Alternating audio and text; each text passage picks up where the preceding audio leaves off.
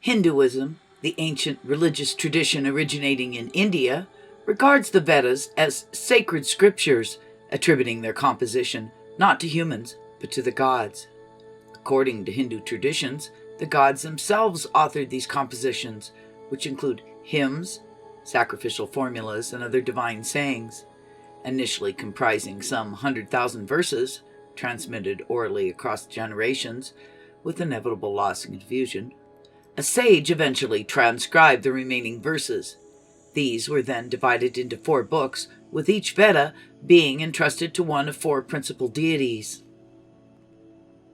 In the 19th century, as scholars deciphered forgotten languages and explored linguistic connections, they uncovered that the Vedas were written in ancient Indo-European language, predating Sanskrit, Greek, Latin, and other European languages. Upon reading and analyzing the Vedas, scholars were astonished by the striking parallels between Vedic and Greek tales of the gods. The Vedic narratives described the gods as members of a large, occasionally tumultuous family. Amidst stories of heavenly ascents, earthly descents, aerial battles, wondrous weapons, friendships, rivalries, marriages, and infidelities, there appears to have existed a basic concern for genealogical record-keeping. Who fathered whom, and who was the firstborn of whom? Gods on earth originated from the heavens, and even on earth the principal deities continued to symbolize celestial bodies. In primordial times, the rishis, or primeval flowing ones, possessed celestial powers. 7 among them were the great progenitors. Rahu, Ketu, seeking entry into the gods without permission, they were divided by the god of storms into Rahu, demon, the dragon's head, and Ketu, disconnected, the dragon's tail. Mar Ishi, progenitor of the solar dynasty, gave birth to Kashyapa, he who is the throne, who had many children. He fathered 10 children with Prithvi, heavenly mother, and his dynastic succession continued only through them. As the dynastic head, Kashyapa was also chief of the Devas, titled Deus Pitar. Alongside his consort and 10 children, they constituted the 12 Adityas, each designated a zodiac sign and a celestial body. Kashyapa's celestial body was the shining star. Prithvi represented Earth.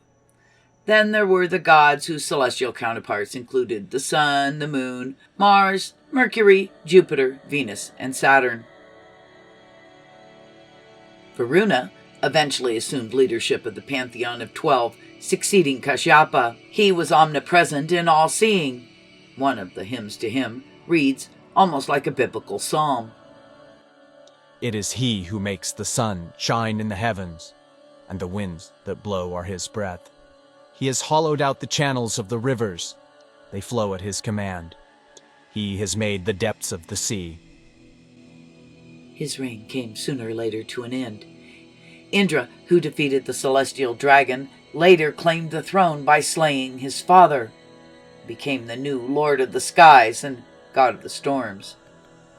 Sharing dominion with his 2 brothers, Vishvashvat, who was the progenitor of Manu, the first man, and Agni, igniter, who brought fire down to earth from the heavens so that mankind could use it industrially.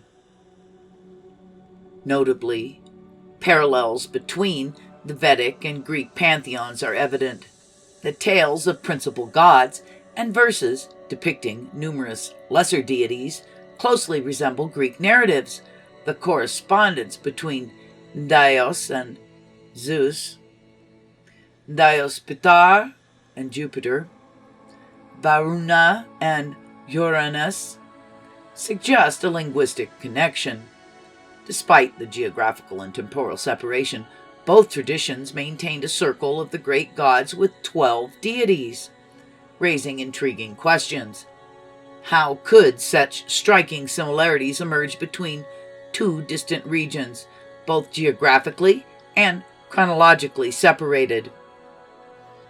Scholars posit that in the 2nd millennium BCE, a group of people speaking an Indo-European language centered in northern Iran or the Caucasus initiated significant migrations.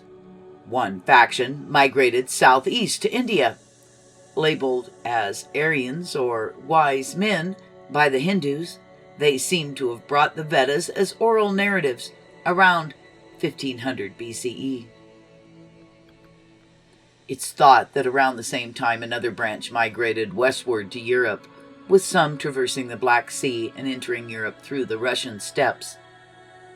Notably, the main route for these traditions to reach Greece was through Asia Minor, where several ancient Greek cities are situated, revealing a geographical link. The identity of the Indo-Europeans who settled in Anatolia remained obscure in Western knowledge until clues in the Old Testament pointed to the Hittites as inhabitants of Anatolia's mountains. Unlike the antagonistic portrayal of other neighboring peoples in the Old Testament, the Hittites were depicted as friends and allies to Israel. References to the Hittites in biblical narratives, including Bathsheba's marriage to Uriah the Hittite, and King Solomon's alliances, indicated the Hittites' esteemed military prowess in the ancient Near East. Deciphering Egyptian hieroglyphics and Mesopotamian inscriptions provided further evidence that the land of Hatti as a powerful kingdom in Anatolia. Subsequent archaeological excavations in Anatolia unveiled Hittite cities, palaces, treasures, tombs, temples, and inscriptions in pictographic scripts and cuneiform. The Hittite Pantheon, governed by the Olympian 12, mirrored the Greek Pantheon, with lesser gods organized in groups of 12 and the great gods linked to 12 celestial bodies. A notable artifact, the rock carving at Yazilikaya, depicted a procession of Hittite gods, organized into groups of 12, emphasizing their celestial significance.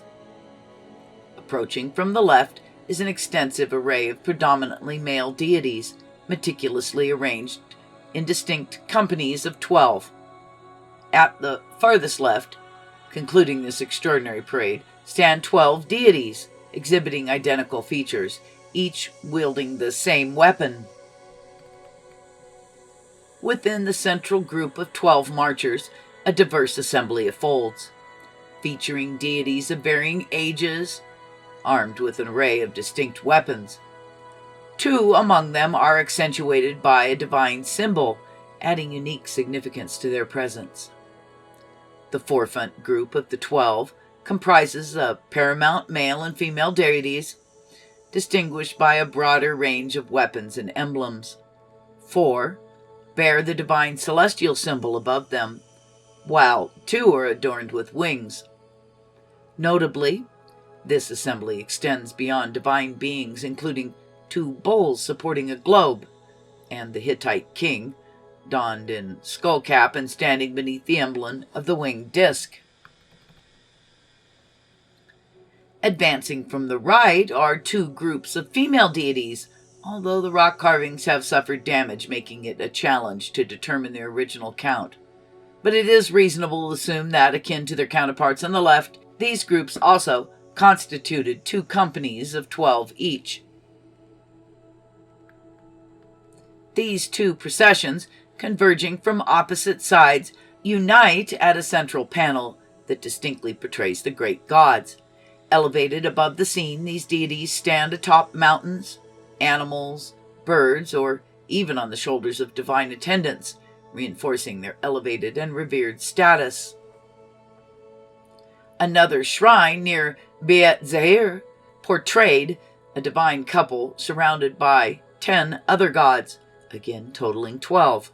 Archaeological findings affirm the Hittites worshipped interconnected gods with a genealogical hierarchy, some originating from the heavens and symbolized by a pair of eye goggles, possibly representing a rocket-like object.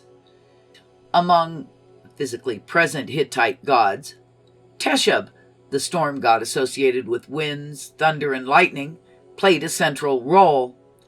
The Hittite texts recounted Teshub's battles, reminiscent of later Greek legends, including a myth of slaying a serpent god named Yanka. The theme of a god combating a serpent deity, echoed in Greek traditions with Zeus, points to deep-seated meanings in the ancient struggles for divine kingship. The parallels between these distant cultures raise intriguing questions about the shared origins of their mythologies. How could such a remarkable parallel exist between the Hittite epic tale, Kingship in Heaven, and the later Greek legends, especially considering the 1,000-year gap between their compositions? The Hittite narrative, Kingship in Heaven, begins by invoking the 12 mighty olden gods in heaven and earth as witnesses to the recounter's tale, establishing a divine connection both in the celestial realm and on earth. It unfolds the story of Alalu, the initial king in heaven, who was eventually defeated by Anu, leading to Alalu's descent to earth and Anu's ascension to the heavenly throne. This tale mirrors the Greek legends of Uranus being overthrown by Cronus, and subsequently Cronus being ousted by Zeus. In a turn of events, Anu himself faces displacement by his brother Kumbari, a parallel to the succession of the gods in Greek mythology. The Hittite text even includes the castration of Anu by Kumbari, mirroring the fate of Cronos at the hands of Zeus. The epic describes how Anu, despite being emasculated, manages to return to the heavens, leaving Kumbari in control of Earth. Notably, Anu's manhood produces deities within Kumbari, including Teshub, the chief Hittite deity.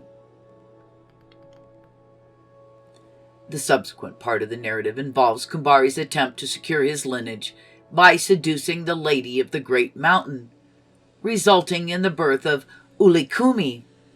Kumbari's plan to raise a rival to Teshub for heavenly kingship unfolds through a series of battles.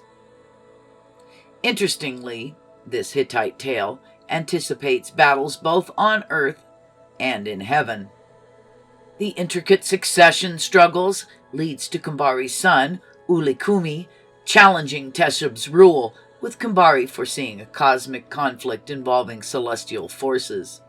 The narrative echoes Greek mythological themes, including the struggle for divine succession and the involvement of powerful celestial beings. The tale reaches a point where Teshub's failure in battle prompts appeal to the gods for resolution.